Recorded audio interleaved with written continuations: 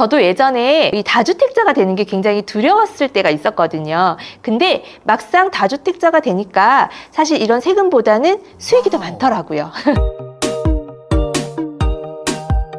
여러분 안녕하세요. 월세 모닝콜 세연쌤입니다. 반갑습니다. 오늘은 이 비과세 때문에 더 이상 주택으로 투자를 못 하시는 분들이 아직도 계셔서 그 부분에 대해서 이 세연쌤의 생각을 여러분들하고 좀 소통하려고 합니다. 이 이야기가 지금 이 영상을 보는 시청자 여러분들 본인의 이야기일 수도 있겠죠. 비과세 혜택을 받으려면 조정지역에서는 1주택을 유지하면서 2년을 거주해야 되는 조건을 만족해야 되고요. 그리고 비규제 지역 같은 경우에는 1주택을 유지하면서 거주하지 않더라도 2년을 보유를 해야지만이 양도세를 100% 면제받습니다. 사실 이 양도세가요 지금 굉장히 크잖아요. 그래서 이 비과세 또한 무시할 수 없는 부분인데요. 저는 사실 이렇게 생각을 해요. 1주택자보다는 2주택자가 훨씬 자산을 빨리 불릴 수 있고 2주택자보다는 다주택자가 훨씬 자산을 빨리 늘릴 수 있다고 생각을 해요. 왜냐하면 이 비과세 때문에 계속 주택 한 채를 보유하고 계신다면 지금 이 주택을 매도하고 이 돈을 가지고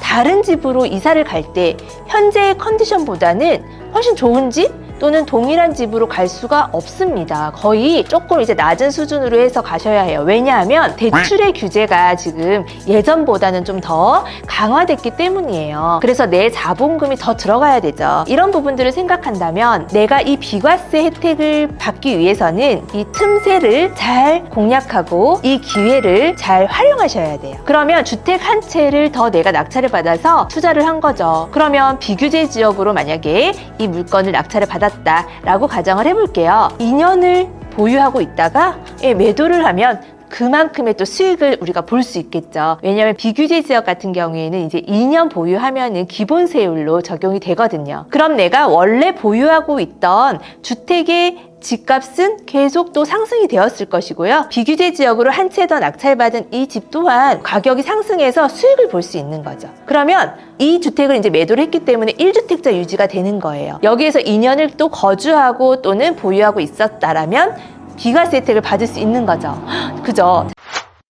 그러면 2주택, 3주택, 4주택 이렇게 다주택자의 경우에는요. 양도세 중과가 되지 않는 선에서 그리고 여러분들 세금도 많이 걱정되시죠. 이 세금이라고 하는 거는 종부세를 말하죠. 보유하고 있는 동안에 내야 되는 세금입니다. 이 세금을 내지 않는 선에서 개인의 경우에는 공시지가 6억까지 해서 종부세를 납부하지 않아요. 그러면 그 안으로 해서 우리가 계속 주택수를 늘리고 수익을 내고 보유하고 있다가 또 매도를 하고 또 먼저 낙찰받은 물건은 2년 있다가 또 매도를 하고 이런 식으로 이제 돌리는 겁니다. 최종적으로 내가 비과세를 꼭 받아야겠다 하면 모든 주택을 다 그런 식으로 매도를 하고 1주택에 한해서 2년 보유를 하거나 또는 2년 거주를 해서 내가 비과세를 또 받을 수 있는 거예요. 그러면 그동안에 또 이 집값은 올라가고 내가 다주택자였을 때 낙찰받았던 이런 물건들 이런 것들을 매도하면서 또 수익을 많이 냈겠죠. 한 채만 보유하고 있었을 때보다는요 훨씬 자산을 빨리 늘릴 수가 있다라는 거예요. 그래서 이 세연쌤은 1주택을 유지하고 비과세 혜택을 받기 위해서 어떻게 하지? 다른 사람들은 집값이 다 오르고 투자도 잘해서 자산을 많이 늘렸는데 나는 이 비과세 때문에 아무것도 못하고 있네 라고 전전긍긍 하시기보다는요 계속 투자를 이어가면서 자산을 늘리는 것이 가장 현명하다고 생각을 해요. 그래서 이 투자자들이 비규제 지역으로 해서 공시지가 1억 이하의 아파트들을 많이 투자를 하잖아요. 그리고 우리 경매인들도 마찬가지로 비규제 지역으로 해서 공시지가 1억 이하의 아파트들로 많이 수익을 내고 있어요. 그런 분들이 계속적으로 틈새와 기회를 계속 이용하는 것은요 이런 것들을 이미 많이 경험했기 때문이죠. 그런데 만약에 내가 이런 기회와 틈새를 잘 활용해서 투자를 하다가 이사를 가야 되는 일이 생길 수 있어요. 그러면 어떡하죠? 이럴 때에는 전세나 월세를 이용해서 내가 이사를 가야 하는 지역과 입지에 잠시 보금자리를 만들어서 여러분들이 계시면 되겠죠. 그리고 나서 나중에 또 내가 가지고 있는 이 1주택에 전입을 하셔서 비과세 혜택을 받으시면 됩니다. 돈을 벌고 자산을 늘려가는 데에는 본인 스스로 자꾸 이렇게 제약을 만들고 하기보다는요 이런 제약이 있더라도 방법을 찾고 헤쳐나가야 된다고 생각해요. 이런 비규제 지역 지방에 투자해도 괜찮을까라는 걱정을 하기보다는요, 정말 투자해도 되나 하고 한번 조사를 해보시고 확신을 가지고 투자를 하셨으면 좋겠고요. 세금에 대한 걱정이 있으시다면 이 세금을 최대한 내가 내지 않는 선에서 조정하면서 투자를 하시면 됩니다.